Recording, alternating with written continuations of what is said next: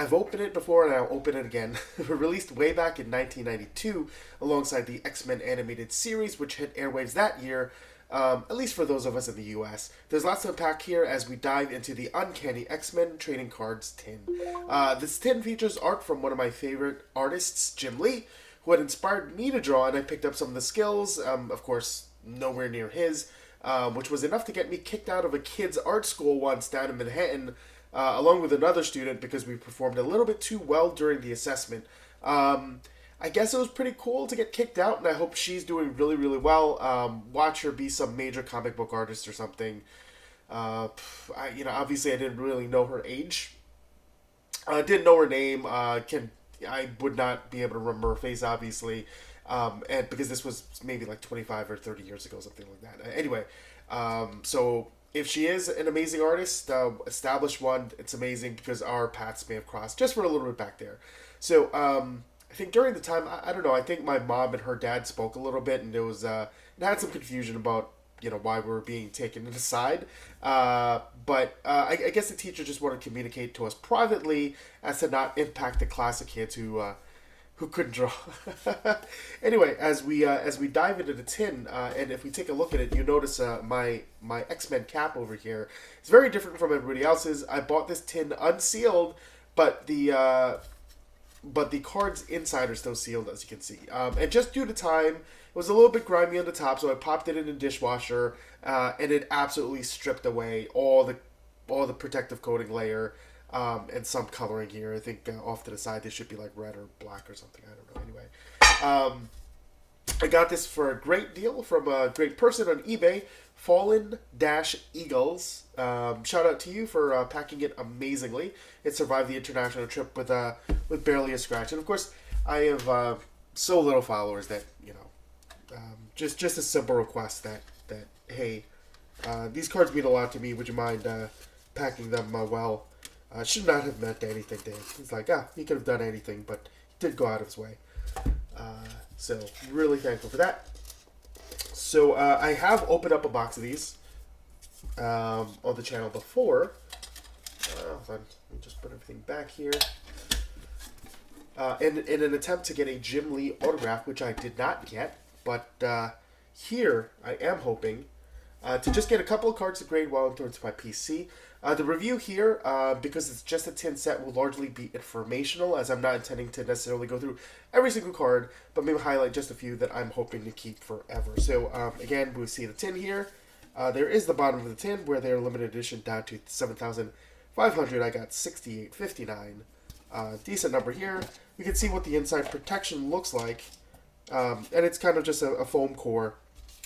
Now, one thing to note about buying any kind of tin sets, especially from the past, is that certain trading cards just were not considered much of a collector's item, so they really did the bare minimum in terms of like protection. So one risk here with the cards would be that if there is just a little bit of damage, if the cards get loose, if it gets banged around, basically all the cards would be damaged. So if it got dropped down on its side, every single corner on that side would be damaged. So that's a risk we take. I saw him put this up, and it looked in pretty good condition, so I'm hoping I get something out here. Something that is completely unique for the tin and does not come in the trading card box would be this Power Ratings trading card. So you can see all the power ratings and what they mean. Not in the best condition, but you imagine it's been jostled around. But this nobody's really looking to collect the power ratings card. So let's dig in here. I don't know if they will be in any specific order, but we do see here at least the pack configuration, the single pack, it appears like all the holograms are going to be on the back, which of course increases the likelihood of there being damage. And of course, for such an old tin, it really doesn't matter how much you try to protect it, because along the way, before it even gets to you, it could have been banged up a little bit. It could be jostled around in the shipping container. Just the machine that throws it in might have just lobbed it in.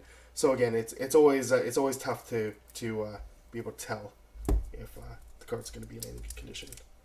So I'm going to be extremely careful here. The last thing we want is to injure the cards, but also we wouldn't want to injure ourselves. I feel like blood is not blood does not add to the worth of any of these cards.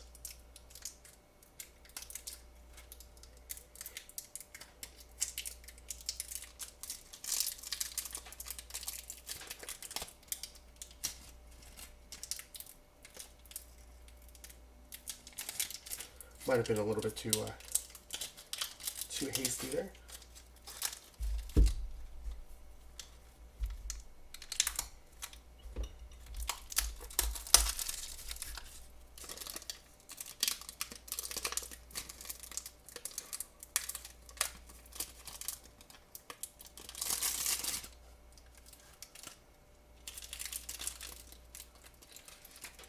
Ooh, it's not a good sign. That is not a good sign. It is okay. The outer cards are going to, you imagine, that they would be the most damaged. Of course, we do like the sets where the holograms or any kind of insert cards are somewhere in the middle. But we've attempted to get these on camera before. It is very, very difficult. I'm going to see if I can get a...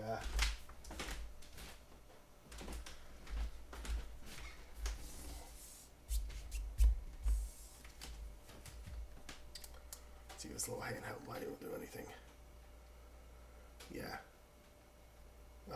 Unfortunately, the gold holograms aren't as reflective or don't refract the light as well as the silver ones, in my opinion. Unless I don't know whether it's because of a coating, the gold coating, for example, that's used. But there's the X-Men hologram, X-Men X5. We'll do the rest in a little bit, though. You know, with foil, it's that much easier to see that the outer shell is a little scuffed. To be expected, though. Alrighty. Yeah, this does not look like it starts in any particular order.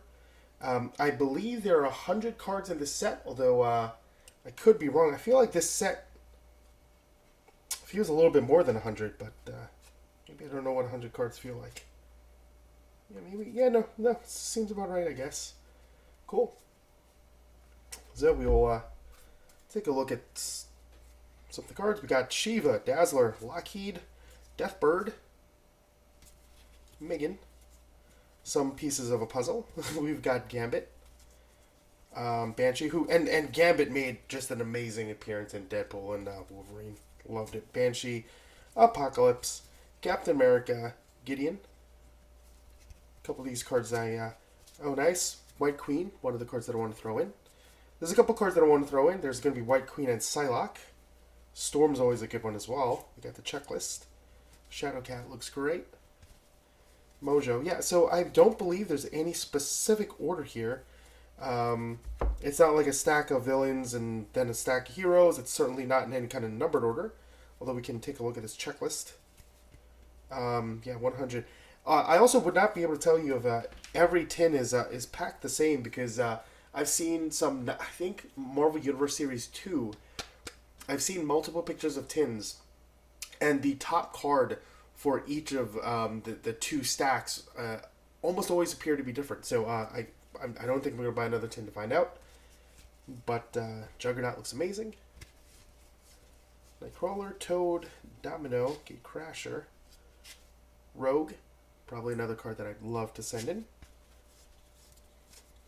Iceman, one of my favorite toys. There's Psylocke. Definitely one that I want to. Dark Phoenix. Jean Grey.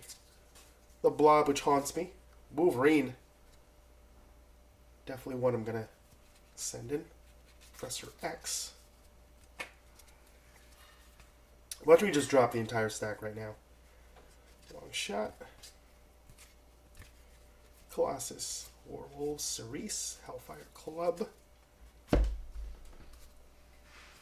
Siren. Lady Deathstrike. I always, when I was younger, Roma, when I was younger, I always thought that this would have made a great kind of hologram card. Also, yeah, here's Nightcrawler. Also, with this card, you know, some of the silver over here almost looks reflective, just a little bit. I know it's not actually, but it gives the impression under the light. Sentinels, Cannonball, Cable, Polaris, Archangel. Of course, we want to send in the X-Men card teams. Lilandra, Phoenix, Shadow King, Gambit. I think one I want to send in. Storm. We got Boom Boom. Brood. Quicksilver. Deadpool. There he is. Definitely sending that in along with Wolverine. Cyclops. Definitely want to send that in. Saturnine. I don't know if she still exists. Another checklist card. Checklist. I presume it's checklist number 1. Strife, which I thought was the coolest villain. One, Magneto, another card I'm going to send in. And the original X-Men, well, the X-Men that I grew up with anyway, Jim Lee's. Starjammers, Beast, Mystique, Feral, Sunspot, Shatterstar, Omega Red, Maverick, and X-Men Gold. Very, very cool. So we're going to be just taking a look at some of the holograms and see. Actually, Wolverine actually doesn't look too bad. Wolverine doesn't look too bad here. Using my little LED light to try to give it a little bit more pop. Ah, that's unfortunate. There's some surface damage there. There's Cable.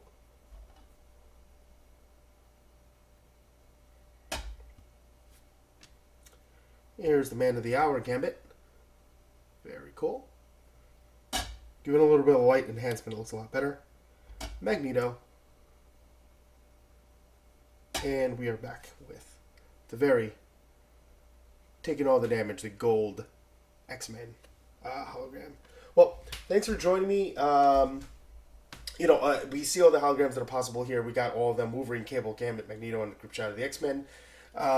Couldn't have asked for anything more.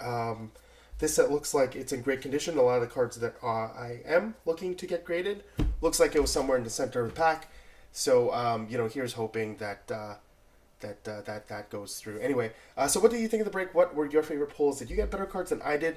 What boxes would you like to see me crack open next? Leave a comment, let me know. Thanks for watching, and, well, good luck in your next break.